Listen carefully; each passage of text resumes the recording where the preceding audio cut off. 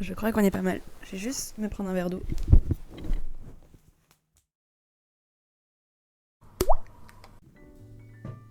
Je crois que c'est pas mal. Bon alors, vous m'excuserez, mes cheveux sont encore mouillés. Mais c'est parce que j'ai pas le temps après de faire ce podcast. Si je le fais plus tard, j'aurai plus le temps de le monter. Et c'est vraiment pas ce qu'on veut. On veut vraiment repartir sur des bonnes bases si possible. Alors faisons notre maximum. Bonjour à vous aussi. Bienvenue sur ce podcast. Ça fait plus d'1 mois que tout est bouclé, que tout a été préparé. On a le logo, on a ce qu'il faut pour Spotify, tout ça, machin. Et ça y est, c'est enfin maintenant. Ça aurait dû être il y a 1 mois, mais bon, chaque chose en son temps. J'espère que vous allez bien. Moi, ça va mieux. Ça va beaucoup mieux, puisque je reviens après 1 mois d'absence. Je vais enfin expliquer pourquoi il y a eu ce mois d'absence. Il y a 1 mois, un peu plus d'1 mois maintenant même, il y a eu le voyage à Toronto. Et après ce voyage, il y a vraiment eu des petites complications. Je vais pas parler du voyage tout de suite parce que c'est un peu le thème de ce podcast, mais ça a été le retour a été dur. Le retour a été très dur. Quand je suis revenue ici, j'ai eu une baisse de motivation totale. Mais en fait, là, en réalité, je suis en train de m'en souvenir maintenant, c'est qu'à Toronto, je commençais déjà à avoir une baisse de motivation, à me dire pourquoi je fais ça, à avoir plein de remises en question. C'est pour ça que d'ailleurs il n'y a pas beaucoup d'images. Il y a beaucoup d'images, mais je veux dire, il n'y a pas beaucoup de moments où je parle face cam, où je suis là à expliquer ce qu'on fait, à parler, à vous parler, tout ça. C'est parce que je me sentais pas à l'aise, je me sentais pas bien de le faire, j'avais pas envie, et j'étais en mode pourquoi je fais ça. Et c'est pour ça que je parle pas, surtout dans la deuxième partie. La première partie un peu plus, mais la deuxième, c'était un peu compliqué. Et cette baisse de motivation s'est vraiment aggravée au retour. Parce qu'au retour, je vais vous expliquer juste après, parce que ce podcast est un peu sur le voyage à Toronto. Mais en tout cas, j'ai vraiment une grosse baisse d'envie, de tout, de plein de choses. J'étais à un moment très très bas. Et j'ai essayé de me remettre dans une routine, j'ai essayé de faire des trucs. Et il y a en fait quelque chose qui m'a encore plus cassé la gueule. Vraiment. Il y a eu un événement qui à la fois m'apporte beaucoup de bonheur, mais en même temps ça me tue la gueule. Donc ça n'a fait qu'empirer les choses puisque j'avais vraiment plus de temps de faire ce genre de vidéo, plus le temps de travailler, de monter. Mais vous verrez, c'est une vidéo qui arrive très bientôt, vous allez bientôt savoir pourquoi. Mais ça a beaucoup contribué au fait que c'était compliqué de revenir. Et dernier élément qui je pense, donc il y avait tout ça. Le vase était bien rempli, je pense que la petite goutte, une micro-goutte aurait fait tout déborder, mais là ça a été vraiment les chutes, c'était des chutes. C'était affreux, c'est que j'ai 2 personnes qui me soutiennent beaucoup, parce que j'ai quelques soucis, que ce soit dans mon organisation, ma concentration, dans le travail, dans plein de choses. Mon fonctionnement est pas optimal, et donc j'ai 2 personnes qui me soutiennent énormément, et qui ont essayé de voir avec moi pour se mettre un petit emploi du temps. On a essayé de réfléchir à un nouveau rythme de vidéo et du coup à un nouveau rythme de travail pour moi. Et ça a été trop et je pense que je me suis vraiment surestimée. Je me suis dit, je vais le faire parce qu'il faut que je le fasse. Il faut que ça marche et je peux le faire, je vais me forcer. Mais je savais d'avance que c'était pas possible. Mais je me suis dit, vas-y, fais-le, essaye au moins. Force-toi un peu. Parce que mon souci, c'est que quand je dois travailler pour moi, c'est impossible. Travailler à l'école, même à l'école c'est compliqué, mais au travail, tout ça, t'es obligé de le faire. T'es dans un environnement, il y a d'autres gens autour de toi qui sont dans cette même galère, donc en fait, moi ça m'entraîne, je suis obligée de le faire, quoi. Même si de moi-même je le ferais pas. Alors que quand c'est pour moi, même des choses qui me font plaisir, dessiner, faire quelque chose de mes mains, quoi, impossible. Chez moi, c'est repos. Mais j'en parlerai peut-être dans un autre podcast, parce que c'est un gros sujet dans ma vie. Mais bref. Ce qui fait que on avait convenu que je ferais 2 vidéos par semaine, un podcast le dimanche et vidéo vlog le mercredi. J'ai posté une vidéo un mercredi, j'ai voulu faire le podcast. J'allais poster le podcast, il était prêt, mais en fait, c'est le podcast que je suis en train de faire aujourd'hui, mais que j'ai juste mieux travaillé, mieux préparé, et je l'avais pas préparé. J'avais préparé un petit peu, mais Mais je pense que je me rendais pas compte du sujet dans lequel je me lançais et du fait que moi je réfléchis beaucoup pendant que je parle et du coup je me suis rendu compte que des fois j'aimais pas ce que je disais, j'étais en mode mais en fait c'est pas ce que je veux vraiment dire. Mais en fait je suis en train de réfléchir et en fait ce que je disais avant c'était pas vrai. Ce qui fait que le podcast a été à chier. Mais c'est pas grave parce que du coup j'ai fait cette pause. J'étais en mode bon bah j'ai pas réussi, c'est pas grave. Mais ça m'a permis d'apprendre à mieux préparer mon podcast aujourd'hui, à savoir ce que je veux dire, à savoir ce que je vais faire. Et voilà. Ça m'a permis de me rendre compte que 2 vidéos par semaine c'est impossible, même si c'est un podcast, parce que les podcasts c'est plus facile à monter quand c'est bien préparé. et voilà, j'ai juste simplement appris de mes erreurs et maintenant je me suis enfin assez reposée pour pouvoir me remettre, peut-être pas à fond, on va revenir doucement. Ce que j'aimerais faire, ce qui sera peut-être pas le cas, mais ce que j'aimerais faire en tout cas, c'est de poster une vidéo par semaine. Une semaine c'est un vlog, la deuxième semaine c'est un podcast. Vu comme les podcasts c'est plus rapide à monter qu'un vlog, et bah je pense que ça me prendra pas trop de temps de monter le podcast. Et comme ça j'aurai plus de temps pour le vlog et du coup ça pourra s'enchaîner à peu près. Voilà, les podcasts seront à la fois sur ma chaîne, à la fois sur Spotify. Donc n'hésitez pas à aller voir sur les 2 plateformes. Enfin, écoutez-le pas en 2 fois. Hein. Après, vous faites ce que vous voulez. Moi, ça m'arrive d'écouter 2 fois le même podcast en Spotify et en vidéo. Bon. En tout cas, voilà. C'est pourquoi j'ai pas été là pendant 1 mois. Ça a été beaucoup d'émotions, beaucoup de fatigue, beaucoup de tout. Voilà, je vous propose de passer tout de suite au sujet de la vidéo, après une petite gorgée d'eau. Juste avant, je m'excuse, puisque vous avez 2 plans. J'ai besoin de ces 2 plans pour moi, le montage, que ce soit plus sympa à regarder pour moi comme pour vous, je pense. Mais il y a ce plan-là qui est filmé avec un téléphone, et ce plan-là qui est filmé avec une caméra. Donc il y aura forcément des baisses de qualité. J'espère que ça vous dérangera pas trop, mais je peux pas faire mieux que ça parce que j'ai pas les fonds nécessaires pour acheter une deuxième caméra. J'espère que vous m'en voulez pas. Pour ce premier podcast, j'avais envie de parler de l'anxiété. Pas de l'anxiété dans sa globalité, de mon anxiété qui m'est propre. Donc je n'essaye pas de donner des conseils, je parle juste de mon expérience. Peut-être que vous vous y reconnaîtrez, peut-être que vous vous direz « Ah mais en fait je vis un peu la même chose, donc peut-être que je devrais essayer de faire ce qu'elle a fait. » Mais surtout, faites confiance d'abord aux médecins, aux personnes qualifiées pour, parce que on a tous une anxiété différente. Ça dépend de votre passé, de votre vécu, de votre environnement aujourd'hui, de vos pensées, de tout. Ça dépend uniquement de vous.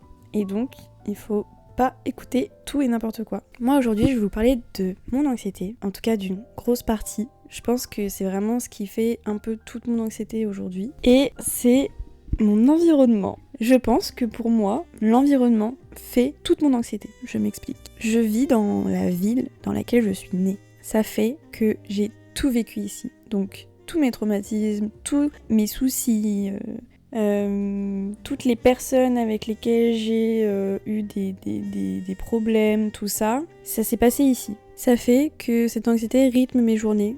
Je suis tout le temps chez moi, je sors très peu et de par mon expérience avec le jugement, le regard des autres, tout ça, j'ai l'impression que tout le monde est comme ça dans la rue, ici. Et donc du coup, à chaque fois que je sors, vu comme c'est une plutôt grande ville, bah y a beaucoup de gens dehors et donc je me dis que tout le monde me regarde, tout le monde me juge, peu importe ce qu'ils disent, tout le monde se dit quelque chose sur moi quand je suis dehors. Et moi je suis là à me dire, punaise mais je marche bizarrement, punaise mais je me sens pas... Et en fait je me sens pas bien, je me sens juste pas bien dehors. Et même faire mes courses alors que j'ai un supermarché en bas de chez moi, c'est une galère parce que j'ai l'impression que tout le monde me regarde. Et en plus, j'ai travaillé dans un endroit où j'ai été vendeuse dedans et du coup je connais beaucoup de gens qui habitent proche de ce magasin. Et donc en fait, c'est encore pire parce que du coup, je croise ces personnes et j'ai vraiment pas eu la meilleure expérience en vente. Et du coup, c'est un cauchemar. Donc il y a ça qui s'est rajouté en ce moment. Mais bref, vous avez compris, être dehors ici, c'est une cata pour moi. J'ai absolument besoin d'être avec quelqu'un. Sinon, je me sens pas bien, je me sens totalement perdue, je me sens un peu dans le vide, mais et avec... Genre, j'ai une image là. Je me sens comme un peu dans une bulle très sombre. Et avec plein d'œils sur moi, plein de yeux qui me regardent. Je me sens un peu comme ça, je me sens un peu épiée. Mais alors que pas du tout, genre tout le monde fait sa vie, à la limite il y a 2-3 gosses qui vont te regarder et vont faire ah. Mais c'est tout quoi. Les gens ils sont comme toi quoi, ils font attention qu'à eux, ils ont leurs soucis quoi. Et bref, cette anxiété, donne naissance à des routines que j'ai absolument besoin de garder, qui me font passer des plutôt bonnes journées parce que c'est des routines qui me mettent dans le confort, qui me font du bien. Ça passe par l'heure du réveil, le déjeuner, la vidéo que je vais regarder le matin. Ça peut passer aussi par la soirée que je vais passer, l'heure à laquelle je vais me coucher aussi, ce que je vais regarder avant de me coucher, ce que je vais manger, à quelle heure je vais manger, à quelle heure je vais me laver. C'est vraiment des petits détails dans ma journée, mais qui me font du bien et qui m'enlèvent du stress.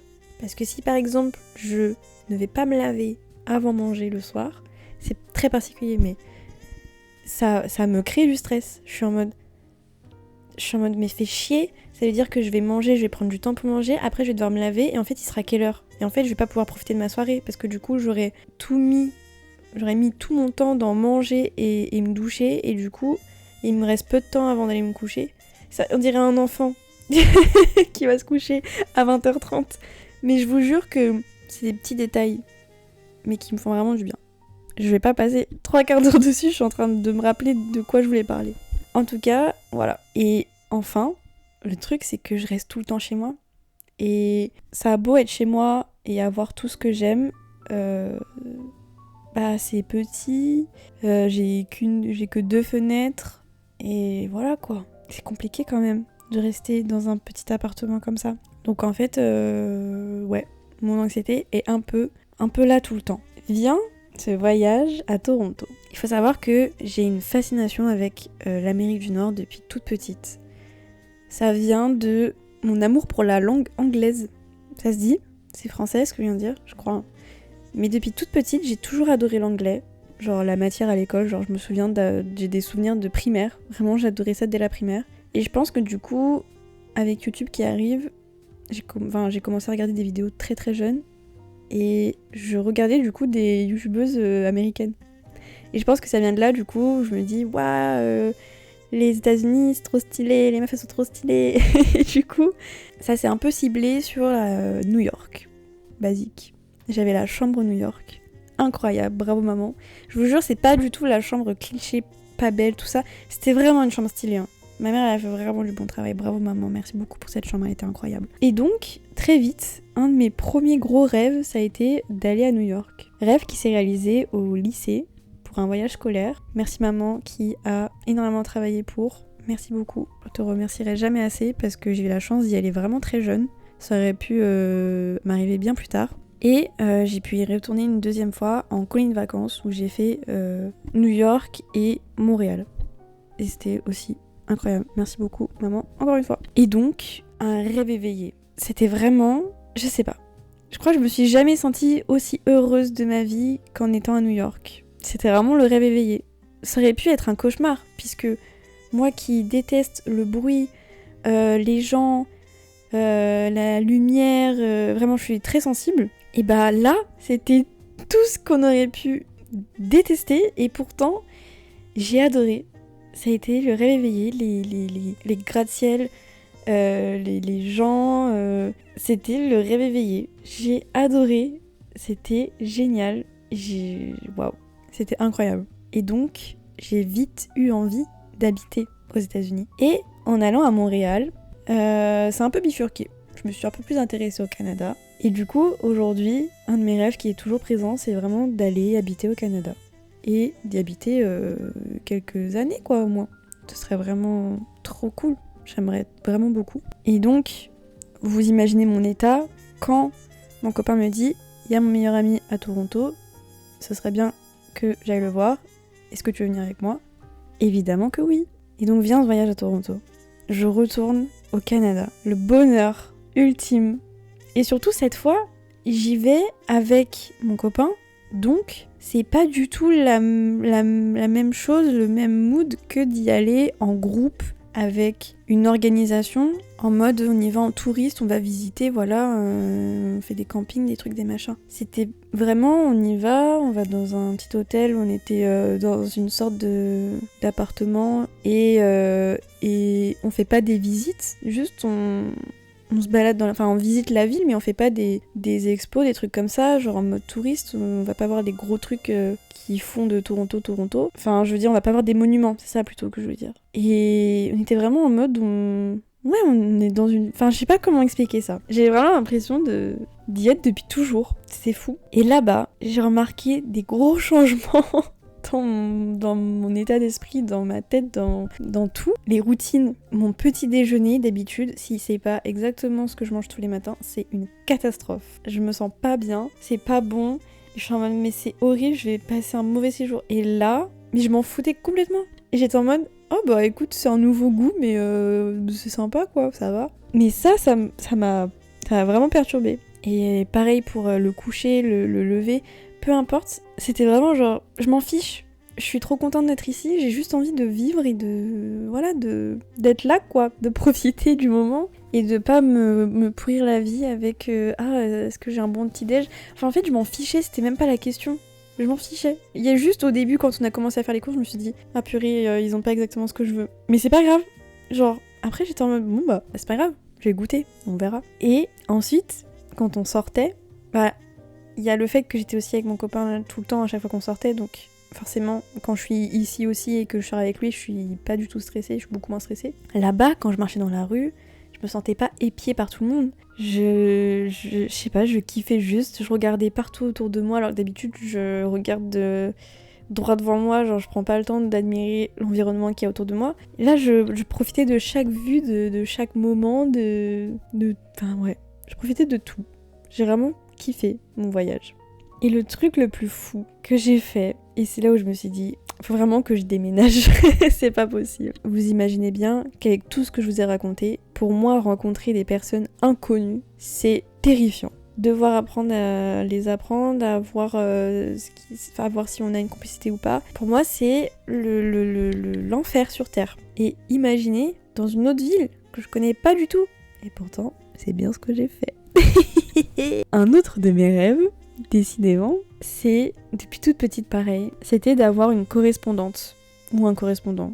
Mais à l'époque c'était une correspondante parce que je voulais me faire une copine quoi. Et aujourd'hui c'est plus vraiment d'avoir un ami ou une amie. Et je me suis dit Loïs, tu es à Toronto, il y a plein de moyens de se faire des potes.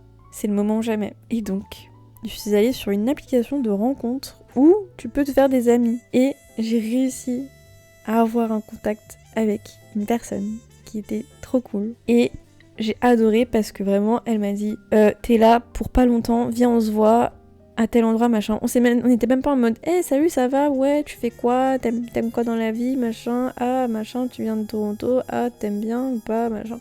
C'était vraiment, tu pars dans pas longtemps, on se cale un rendez-vous, telle heure, tel endroit, et on se voit. Et on s'est pas parlé jusqu'à ce moment-là. Et j'ai adoré parce que je me suis dit, enfin quelqu'un qui est en mode, on se voit. Parce que souvent sur ce genre d'application, c'est que vous vous parlez, et au final vous voyez jamais. Donc pourquoi faire ? Et donc, je me suis retrouvée à aller dans un endroit à genre 30-40 minutes de là où on était, en transport en commun, toute seule, dans une ville que je ne connaissais pas. Et ça a été l'expérience la plus folle de ma vie. Genre, c'était une expérience incroyable. Et j'ai vraiment pas stressé du tout. Genre, enfin, j'étais... En fait, c'est ça que j'ai... J'avais l'impression d'être angoissée, mais la vérité, c'est que le sentiment que je ressentais, c'était de l'excitation. J'étais trop excitée de faire cette activité, j'étais trop contente, j'avais trop envie, j'étais en mode... J'ai trop hâte. J'avais trop hâte d'y aller, de rencontrer quelqu'un. Et de devoir parler en anglais. Parce que ça, c'est mon kiff, c'est d'être bilingue. Et du coup, de pouvoir parler et d'avoir des potes anglophones, tout ça. Et donc, je prends le métro, j'arrive au café, et je la vois, et on discute. Et c'est pas hyper gênant, genre il y a pas ces moments de blanc, tout ça. Et on a vraiment parlé non-stop pendant 5 heures. Et cette fille m'a raccompagnée jusqu'à mon copain, parce que mon copain du coup était avec son meilleur ami dans un bar, tout ça. Et carrément on a marché, on est rentrés ensemble, elle m'a raccompagnée jusqu'à mon copain, parce qu'elle devait faire quelques courses en ville. Et les au revoir étaient horribles parce qu'on savait qu'on n'allait pas se revoir avant un moment. Et c'était en mode oh là là, vite qu'on se revoit, tout ça. Et on se parle encore aujourd'hui. Et waouh, je me suis jamais sentie aussi vivante. Parce que du coup, j'étais vraiment toute seule en mode... Enfin, je sais pas. En fait, quand je suis ici et que je sors dehors toute seule, tous mes récepteurs sont en mode alerte, alerte, attention, danger à tout moment. Et là, j'étais juste en mode fais attention à toi, mais vas-y quoi, fais-le. Ouais, incroyable. Et donc, ouais, non c'était fou. Je suis en train de me refaire les images, c'était fou, c'était incroyable. Et voilà. Et c'est pour ça, je pense que mon anxiété est rondement menée par la ville dans laquelle j'habite. Parce que même par exemple, comme vous avez vu sur certains de mes vlogs, je suis partie quelques week-ends à Paris. Et pareil, alors que normalement Paris c'est l'enfer pour moi. Quand je suis là-bas, je pense qu'y habiter ce serait pas possible. Mais en tout cas, quand c'est un week-end, mais je suis trop heureuse. En fait, je pense que je suis juste trop heureuse de partir d'ici à chaque fois. Et mon anxiété est vraiment en mode, ça y est, y a plus de quoi stresser là. Tranquille. Et voilà. Bon, après, il y a eu l'après-Toronto, où là, du coup, ça a été une grosse... C'est pour ça que, du coup, je voulais pas parler de tout Toronto avant, mais l'après-Toronto a été très dur. Genre, j'avais complètement oublié que j'avais une vie ici en France, et ça a été très dur. Mais voilà, donc, tout ça pour dire que parfois, juste changer d'environnement, ça fait vraiment du bien. Vraiment. Il y en a qui vont me dire, oui, mais c'est logique, quoi. Parce que quand tu travailles... Quand tu vis dans une ville toute l'année et que tu pars en vacances, t'es trop heureux de partir en vacances.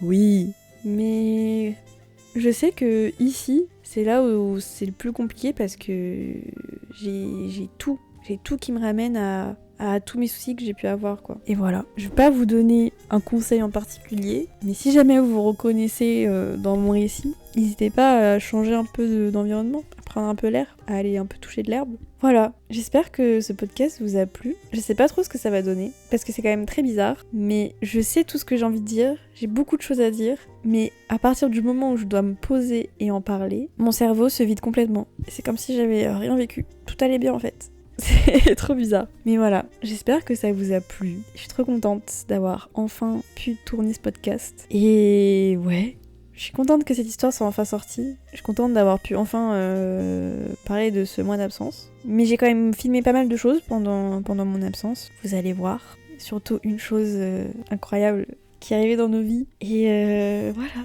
faites attention à vous. Profitez bien de votre été. Hydratez-vous. Mettez-vous de la crème solaire. Surtout si vous avez des tatouages. Faites attention à eux. Et restez frais. Et restez au frais aussi. Eh ben dis donc. Merci beaucoup de m'avoir écouté. On se retrouve normalement dans 2 semaines. Mais vous inquiétez pas, vous aurez quelque chose entre temps. Normalement, j'espère que je vais tenir le coup. Et puis on se dit à très vite. C'était Bois de l'eau pour un verre d'eau. Bisous.